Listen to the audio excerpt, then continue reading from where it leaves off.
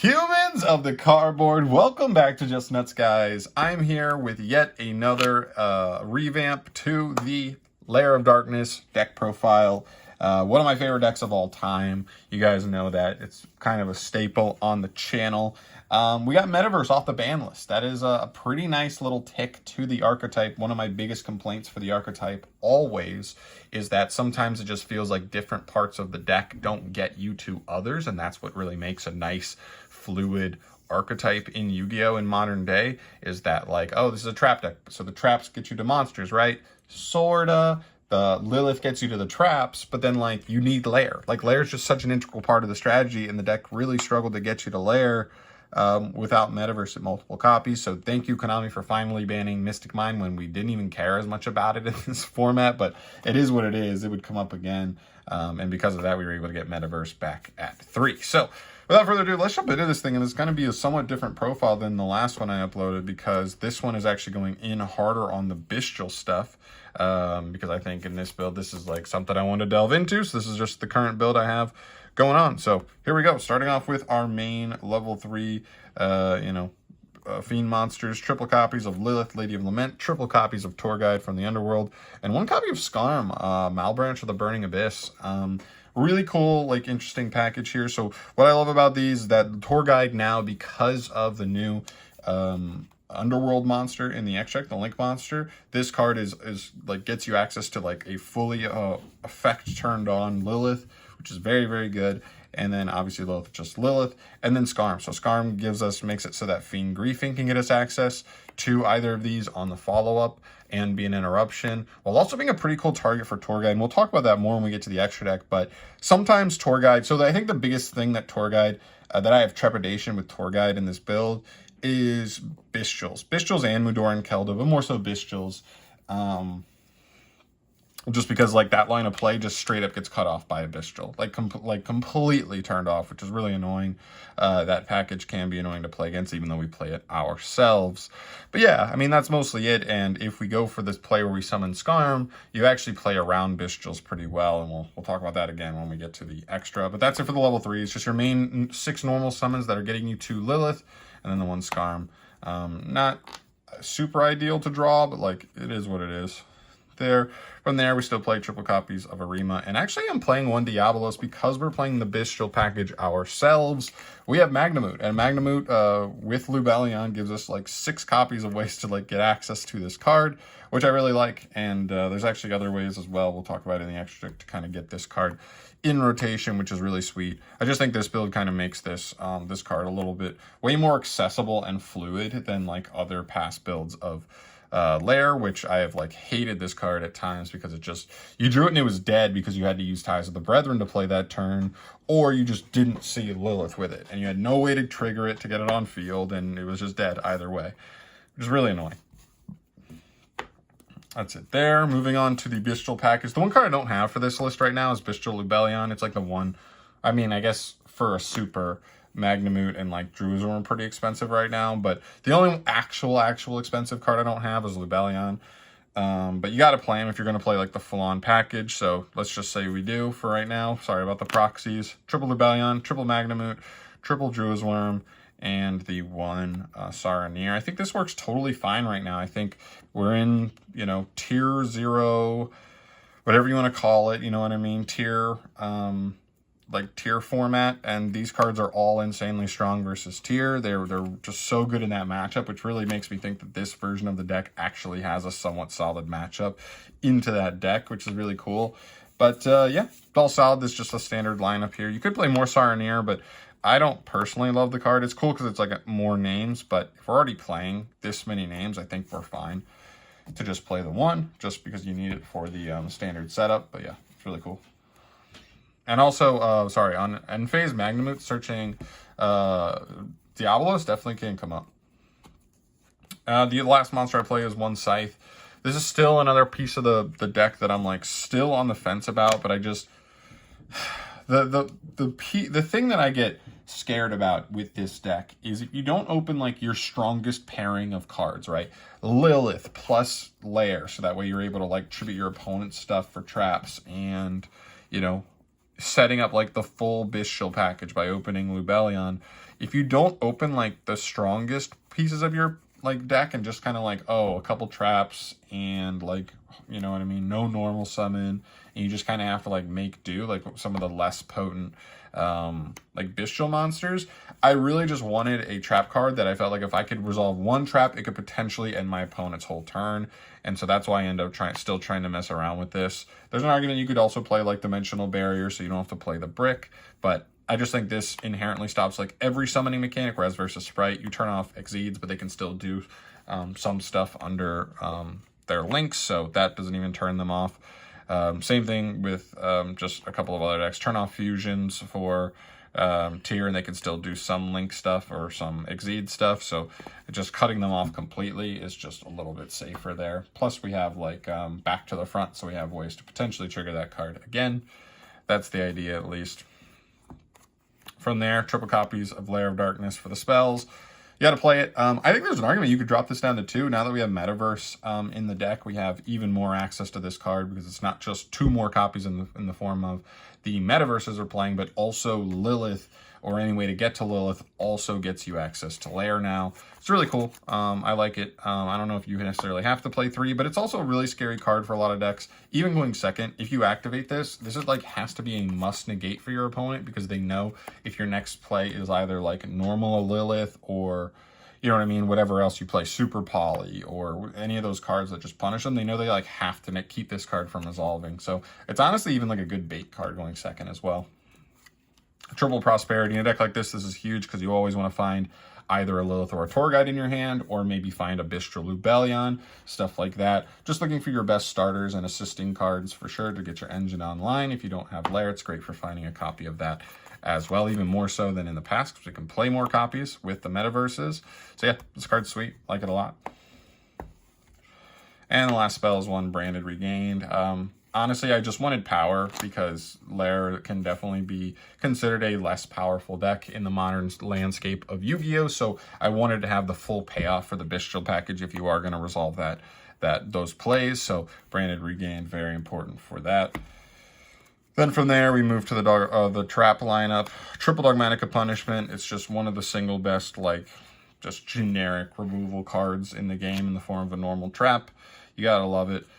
Triple copies of Imperm. What I like about Imperm is that while this deck is pretty well built to take on like tier, if you don't play something like Imperm, your entire going second package is just the Bystials, which means if you play something like Flunder, or you know what I mean, any just other average deck that is not light or dark base or really plays into the Bystials all that much, like you could be completely screwed, right? And that's not where you want to be. So Imperm, very solid as just a really generic card in that sense. Doesn't turn on triple tactics, talents, and stuff. It just pairs nicely with the Bystials in conjunction. So we like it. And it's also normal traps, has extra synergy there. Double Fiend Grafing, this can send Scarm. It's usually sending Scarm, unless you want to send like a Lilith because you already have like a Back to the Front live. Something like that could be interesting. But yeah, it's a Graveyard Disruption. Again, another card that kind of is more anti-tier, but is a little bit worse versus certain other stuff, but it's fine. And then Double Sanctum. It's like your power card again. I'm considering cutting it. Now, I'll say this too. I'm at 45 cards in the main right now. I don't love that, but also considering because we play the Bystial package in full, we could not open Lilith or Tour Guide and be completely fine because we just are able to resolve the Bystial package and just still have a trap or two behind them. And you can just win games like completely on the back of the Bystial package. So that's really nice. And then, you know, so the Sanctum's there. Then we move to double Metaverse. Not actually playing 3. I think 3 just feels like a little overkill because we don't play a secondary target to LAIR, at least in this build. So, you know, seeing multiples like pretty bad, but 2 is the bare minimum. So that way, at least with Trap Trick, we're guaranteed to get to LAIR off of Lilith. Double Back to the Front for the follow-up. Again, another card I'd kind of like to play at 3, but I don't know, kind of cutting space right now because there's a lot of utility I'm looking at with all of these trap cards. But yeah, still really good, whether it's reborning Lilith, reborning a Scythe on a later turn, something like that. Reborning a Magnamute and just getting another search. There's actually a handful of like really good utility off of Back to the Front in this deck. One Trap Trick. Again, another card I wouldn't even mind playing 2 of because I play double Back to the Front, Metaverse, Sanctum, and Griefing. So we already have 4 cards that, you know, are at 2. So you're not guaranteed on the second one once you've used the trap trick. But yeah, and the last one is Branded Beast. Again, a really good payoff. A pop is just good versus pretty much any deck there. So I kind of like that as well, even though the Bystials are more tailored to something like tier. The generic package, if you like resolve the combo, gets you a generic pop anyway. So, you know, even something that's not necessarily weak to Bystials may not necessarily love a generic pop any card on the field kind of effect. So that's still a really nice payoff. And yeah, that's mostly it for the main deck. Like I said, there's a couple cards I'm still iffy on. And also keep in mind, once we get the other new Bystial card in Photon Hypernova, this becomes even more better synergy because that card has like really good synergy with LAIR, contribute any other dark monster on the, normally it's just tribute any other dark monster to like banish a monster summoned from the extra deck. So, you know, in conjunction with LAIR, that card's pretty insane. The fact that like with the Bystial lineup, you'd be able to search that card super easy and get it in rotation is really, really cool as well. I actually can't wait to kind of mess around with that card. But yeah.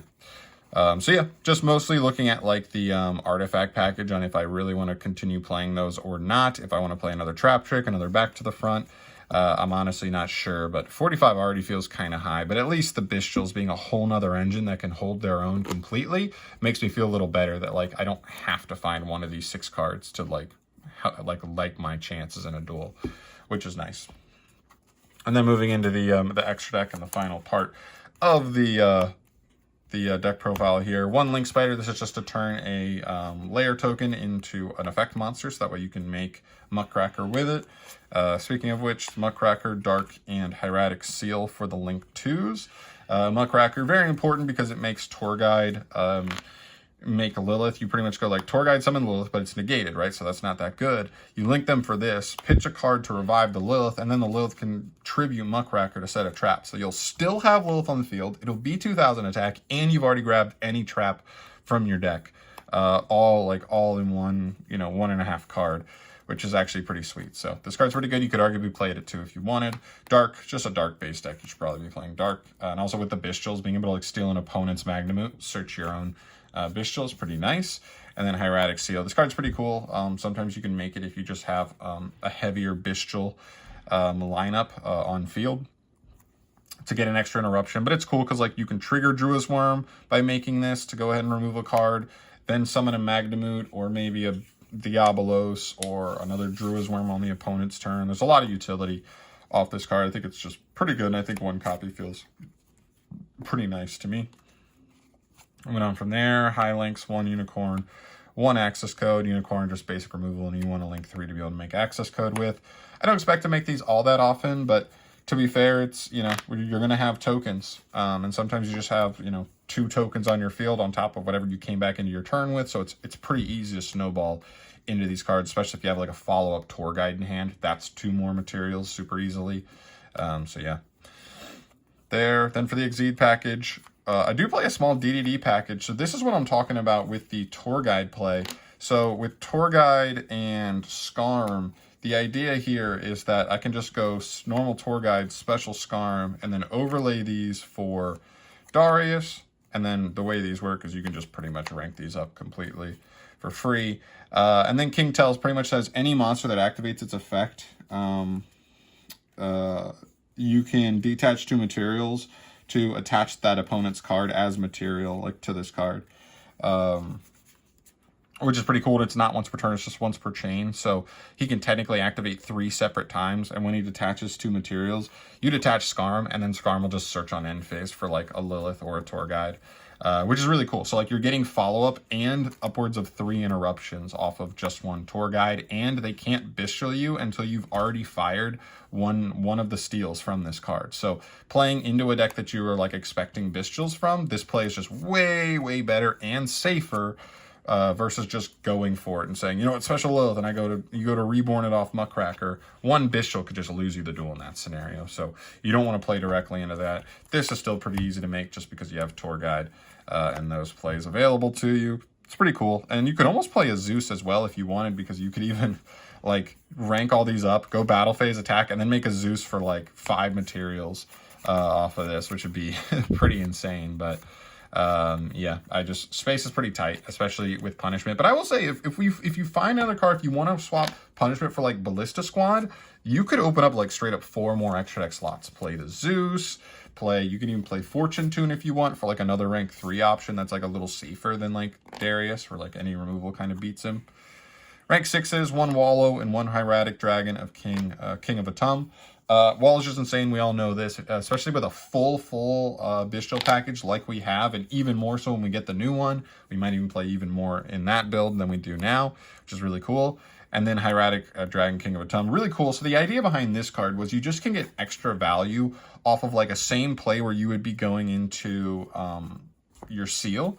Like if you're gonna make seal anyways because you have like 2 Bystials on field, why not go make Atum summon another dragon from deck, and then make seal? Because then whatever it was, if neither of the dragons you had on field were Drua's Worm, you're also going to get Ascend now because you're like linking into seal.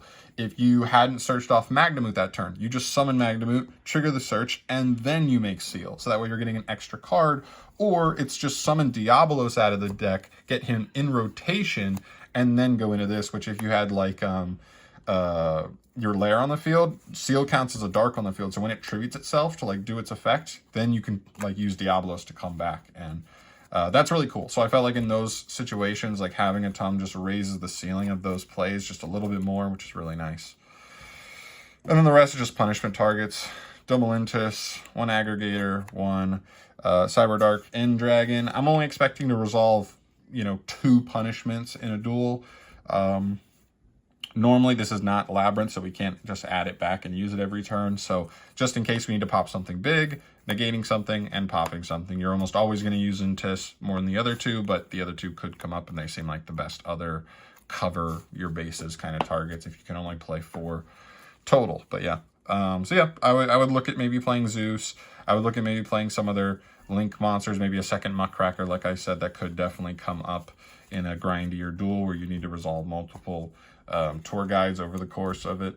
And then from there, maybe just adjust the main deck as well. Like 45 cards, man. I really don't love that it's 45, but we're just going to have to do some tweaking, do some testing, see what works, see what doesn't, and then adjust the list from there to get it to where we really like it. But yeah, that's pretty much it for today, guys. Thank you so much for watching. As always, subscribe to the channel if you have not yet and you want to stay updated on all things Lair of Darkness. I update this deck fairly regularly, pretty much every time there's new support, which means I will be updating it when we get the new Bystial card in Photon Hypernova, so stay tuned for that.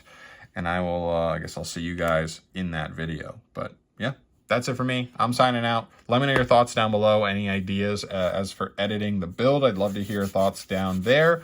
And I'll see you in the next one. Peace.